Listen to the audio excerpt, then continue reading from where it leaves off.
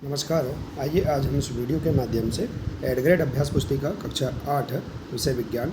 देखिए, आप देख सकते हैं इस प्रकार से हमें यह न्यू एड ग्रेड अभ्यास पुस्तिका प्रदान की गई है। आप देख सकते हैं कक्षा 8 विषय विज्ञान।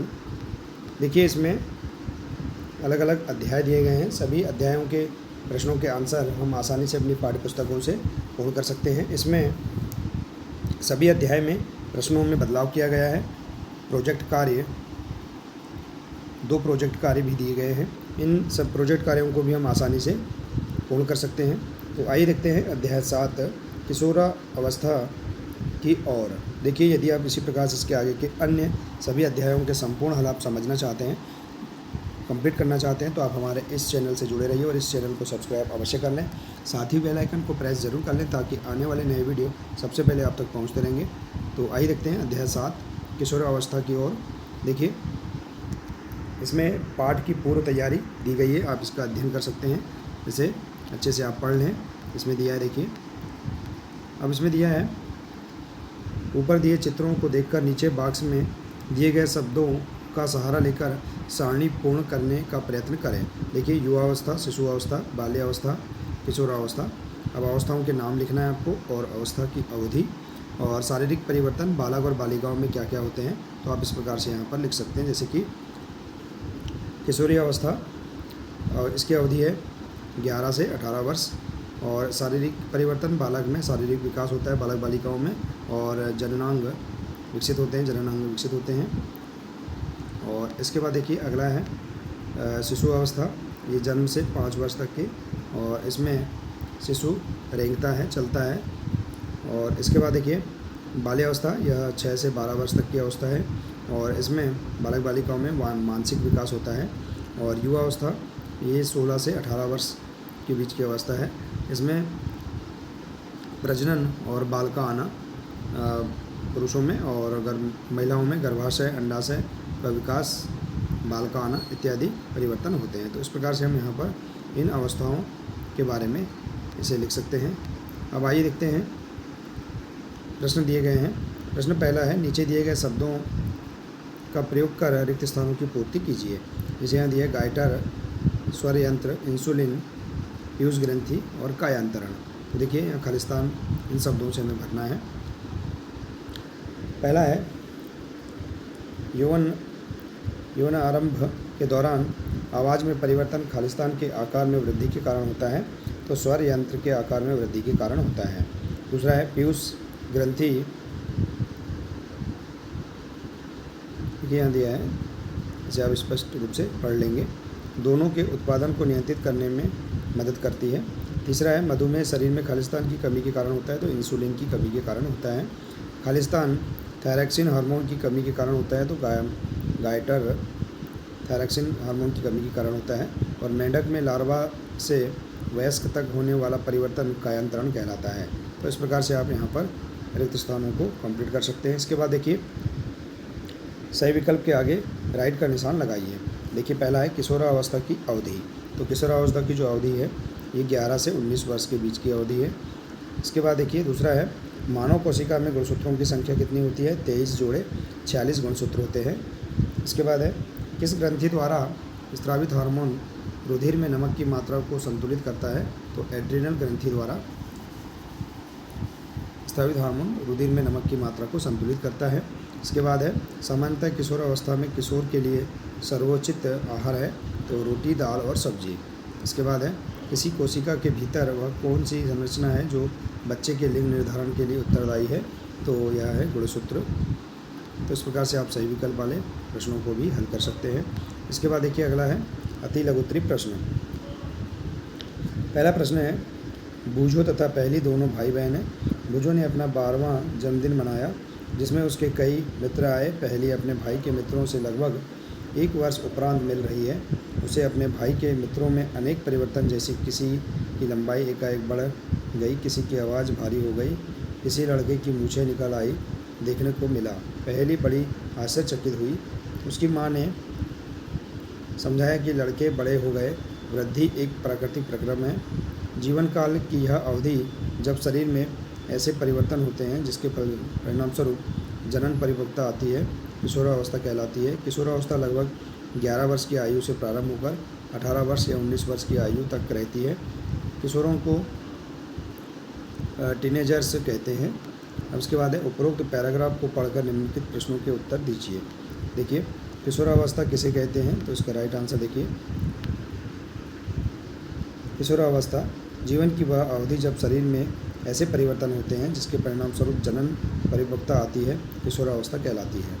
इसके बाद दूसरा है, किशोरावस्था की आयु अवधि क्या होती है, तो किशोरावस्था लगभग 11 वर्ष की आयु से प्रारंभ होकर 18 अथवा 19 वर्ष की आयु तक रहती है। किशोरों को टीनेजर्स कहते हैं। इसके बाद चौथा है, किशोरावस्था में लड़कों में होने वाले कोई दो परिवर्तन को लिखिए। तो देखिए, इसमें हल्की दाढ़ी मूंछों का आना, जनन क्षमता का विकास होना। इसके बाद दूसरा प्रश्न है, देखिए, शरीर में होने वाले परिवर्तनों के लिए उत्तरदायी अंतःस्रावी ग्रंथियों द्वारा स्रावित पदार्थ का क्या नाम है, तो इसका है टेस्टोस्टेरॉन एवं एस्ट्रोजन पदार्थ। इसके बाद तीसरा है, एड्स नामक रोग किस वायरस के द्वारा होता है, तो HIV नामक वायरस या विषाणु द्वारा होता है, एड्स। इसके बाद चौथा प्रश्न है, नर और मादा जनन हार्मोनों के नाम लिखिए। तो नर में टेस्टोस्टेरॉन हार्मोन और मादा में एस्ट्रोजन हार्मोन। इसके बाद है पांचवा प्रश्न, पीयूष ग्रंथि किस प्रकार की ग्रंथि है और शरीर में कहाँ स्थित रहती है, तो पीयूष ग्रंथि एक अंतःस्रावी ग्रंथि है जो मस्तिष्क से जुड़ी रहती है। इसके बाद अगला लघुत्तरीय प्रश्न छठवां, बूझो एक बार अपनी बुआ के यहाँ गया जो कि डॉक्टर है। उसने बुआ के क्लिनिक में एक लड़के को देखा था जिसका गला बहुत फूला हुआ एवं उभरा हुआ था। क्या आप बता सकते हैं कि वह लड़का किस व्याधि या बीमारी से ग्रसित है, इसका क्या कारण है, तो इसका राइट आंसर देखिए, लड़का गाइटर नामक व्याधि या बीमारी से ग्रस्त है जो थायराइड ग्रंथि का रोग है। क्योंकि थायराइड ग्रंथि थायरॉक्सिन हार्मोन का उत्पादन नहीं कर रही थी, उनकी बुआ ने यह भी बताया कि उनके फूफा जी मधुमेह से पीड़ित हैं क्योंकि उनका परिपक्वता इंसुलिन हार्मोन का उत्पादन पर्याप्त मात्रा में नहीं कर रहा है। इसके बाद अगला प्रश्न, किशोरावस्था में व्यक्तिगत सफाई के महत्व को स्पष्ट कीजिए। तो प्रत्येक व्यक्ति को प्रतिदिन एक बार स्नान करना चाहिए। यह किशोरों के लिए और भी आवश्यक है क्योंकि श्वेत ग्रंथियों की अधिक क्रियाशीलता के कारण शरीर से गंध आने लगती है। शरीर के सभी भागों को स्नान करते समय भली प्रकार से धोना चाहिए। आठवां प्रश्न, निम्न सारणी में अंतःस्रावी ग्रंथियों से उत्पादित होने वाले हार्मोन का नाम लिखिए। तो देखिए, अंतःस्रावी ग्रंथि और हार्मोन, पीयूष ग्रंथि से वृद्धि हार्मोन, अग्नाशय ग्रंथि से इंसुलिन, एड्रिनल ग्रंथि से एड्रेनालिन और थायराइड ग्रंथि से थायरॉक्सिन हार्मोन। तो इस प्रकार से हम यहाँ इस प्रश्न का आंसर कंप्लीट कर सकते हैं। इसके बाद अगला प्रश्न है 9वां, किशोरावस्था में होने वाले शारीरिक परिवर्तनों की सूची बनाइए। तो देखिए, इस प्रकार से आप किशोरावस्था में होने वाले शारीरिक परिवर्तन के बारे में बता सकते हैं। यौन अवस्था के समय होने वाले परिवर्तन निम्न हैं, या किशोरावस्था के समय होने वाले परिवर्तन। शारीरिक आकृति में परिवर्तन, देखिए इसमें दिया है, लड़कों में कंधे फैलकर चौड़े हो जाते हैं और लड़कियों की कमर का निचला भाग चौड़ा हो जाता है। लड़कों में शारीरिक पेशियां लड़कियों की अपेक्षा सुस्पष्ट एवं गठी दिखाई देती है। इसके बाद है लंबाई में वृद्धि। इस समय शरीर की लंबाई, अस्थियों की लंबाई में वृद्धि होती है और व्यक्ति लंबा हो जाता है। लगभग 18 वर्ष की आयु तक लड़के व लड़कियां अपनी अधिकतम लंबाई प्राप्त कर लेते हैं जो आनुवांशिक जीन पर निर्भर करती है। तीसरा है श्वेत व तैल ग्रंथियों में वृद्धि। किशोरावस्था में इनका स्राव बढ़ जाता है जिससे कुछ व्यक्तियों में चेहरे पर मुहासे आदि हो जाते हैं। इसके बाद है स्वर में परिवर्तन। लड़कियों का स्वर यंत्र अपेक्षाकृत छोटा और स्वर उच्चारण तत्व वाला होता है। लड़कों का स्वर यंत्र विकसित होकर बड़ा हो जाता है और कभी कभी आवाज़ भर्राने या फटने लगती है। इसके बाद है अगला मानसिक, बौद्धिक एवं संवेदनात्मक परिपक्वता। किशोर अधिक स्वतंत्र तथा सचेत होते हैं। इस समय सीखने की क्षमता बढ़ जाती है। इसके बाद अगला देखिए बी नंबर का इसका, नीचे दी गई सारणी में आयु वृद्धि के अनुपात में लड़कों एवं लड़कियों की अनुमानित लंबाई के आंकड़े दर्शाए गए हैं।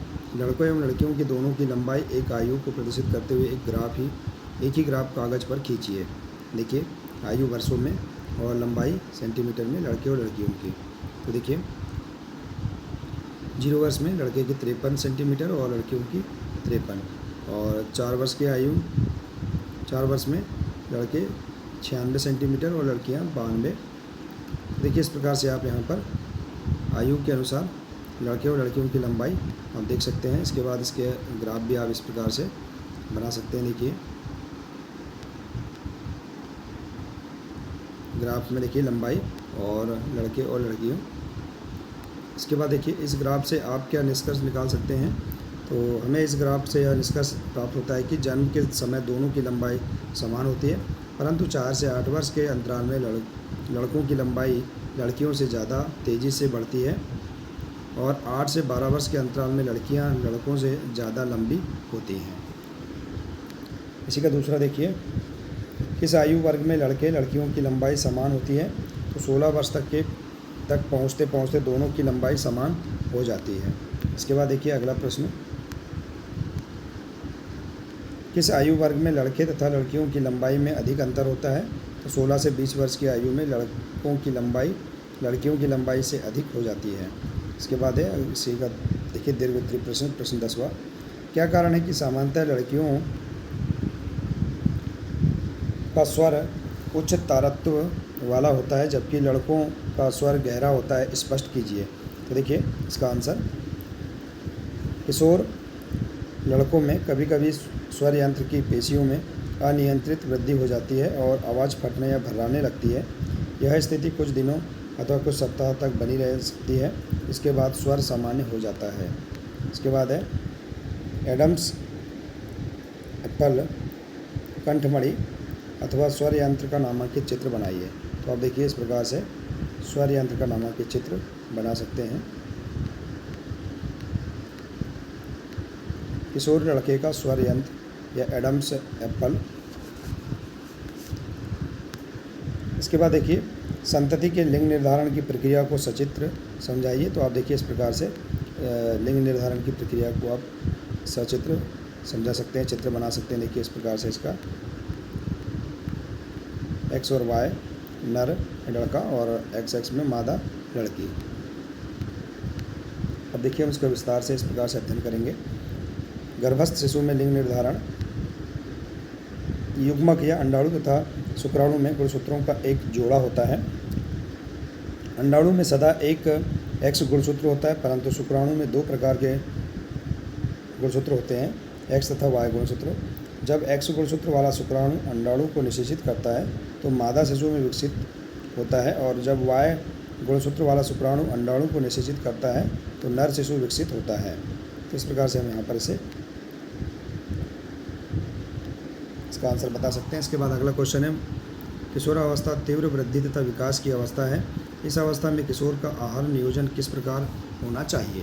तो देखिए इसका आंसर, किशोरावस्था तीव्र एवं वृद्धि विकास की अवस्था है, अतः किसी भी किशोर का आहार नियोजन अत्यंत सावधानीपूर्वक करना चाहिए। भोजन में प्रोटीन, कार्बोहाइड्रेट्स, वसा, विटामिन एवं खनिज का पर्याप्त मात्रा में समावेश। हमारा भारतीय भोजन जिसमें रोटी, चावल, दाल एवं सब्जियां होती हैं एक संतुलित आहार है। दूध अपने आप में संतुलित भोजन है। फल भी हमें पोषण देता है। लौह तत्व रुधिर का निर्माण करता है। लौह प्रचुर खाद्य जैसे कि पत्तीदार सब्जियां, गुड़, मांस, आंवला इत्यादि किशोर के लिए बेहद अच्छे खाद्य हैं। इनमें दूध, मांस एवं दालें भी वृद्धि हेतु प्रोटीन प्रदान करते हैं, और वसा एवं शक्कर जो हमें ऊर्जा प्रदान करती हैं। तो इस प्रकार से आप इसका आंसर लिख सकते हैं। इसके बाद देखिए अगला है, इसके अंतर्गत प्रोजेक्ट कार्य 1। पहला प्रोजेक्ट कार्य है, अपने मित्रों का एक समूह बनाइए। इनमें उनसे चर्चा कर उन खाद्य पदार्थों के नाम लिखिए जो उनके द्वारा पिछले या दिन नाश्ते, दोपहर के भोजन में एवं रात्रिकालीन भोजन में खाया गया। तो देखिए आप इस प्रकार से अपने मित्रों के नाम लिख सकते हैं। नाश्ते में लिए गए खाद्य पदार्थ, इसके बाद दोपहर के भोजन में लिए गए खाद्य पदार्थ की सूची इस प्रकार से आप बना सकते हैं। इसके बाद है देखिए रात्रिकालीन के भोज्य पदार्थ। तो इस प्रकार से आप अपने मित्रों से पूछकर उनकी पसंद के खाद्य पदार्थ आप इस प्रकार से लिख सकते हैं कि वे अपने नाश्ते में या भोजन में किस प्रकार के खाद्य पदार्थ लेते हैं तो उनके नाम आप यहाँ इस प्रकार से लिख सकते हैं। इसके बाद देखिए, अब इसमें दिया उपरोक्त सारणी के आधार पर निम्न प्रश्नों के उत्तर दीजिए। शरीर की समुचित वृद्धि के लिए उत्तरदायी खाद्य पदार्थ कौन सा है? शरीर की समुचित वृद्धि के लिए उत्तरदायी खाद्य पदार्थ है दूध और अनाज। इसके बाद है, उपरोक्त सारणी में कौन कौन से जंक फूड हैं जिनका आपके द्वारा और आपके मित्र द्वारा सेवन किया गया? तो जंक फूड में इडली, पानी पूरी और चिप्स। इसके बाद है प्रोजेक्ट कार्य 2, HIV या एड्स के बारे में समाचार पत्र एवं पत्रिकाओं से कटिंग एकत्रित कर 15 से 20 वाक्यों पर लेख लिखिए। तो देखिए, एड्स एक इलाज महामारी है जो HIV नाम के खतरनाक वायरस के कारण फैलता है। एड्स का भी अभी तक कोई उपचार या इलाज नहीं है, बचाव ही इसका उपचार है। तो इस प्रकार से आप इसका आंसर लिख सकते हैं। इसके बाद है, संक्रामक रोगों की सूची बनाइए तथा ये किन माध्यमों के द्वारा एक व्यक्ति से दूसरे व्यक्ति में फैलते हैं? ऐसे रोगों की रोकथाम के लिए आप क्या उपाय करेंगे? तो इस प्रकार से आप यहाँ पर संक्रामक रोग, इसके फैलने का माध्यम, रोगाणु के प्रकार और इनकी रोकथाम, इस प्रकार से आप यहाँ लिख सकते हैं। देखिए, तो इस प्रकार से देखिए, आप इस अध्याय के सभी 12 प्रश्न और दोनों प्रोजेक्ट कार्यों को आसानी से आप इस प्रकार से पूर्ण कर सकते हैं। आशा है कि आपको इस पाठ के अंतर्गत दिए गए सभी प्रश्नों के आंसर आपको समझ में आ गए होंगे। देखिए, यदि आप इसी प्रकार से इसके आगे के अन्य सभी पाठों के प्रश्नों के उत्तर पूर्ण करना चाहते हैं, देखना चाहते हैं, तो आप हमारे इस चैनल से जुड़े रहिए और इस चैनल को सब्सक्राइब अवश्य कर लें। मिलते हैं इसी प्रकार से इसके आगे के अगले अध्याय के संपूर्ण हल के साथ। नमस्कार।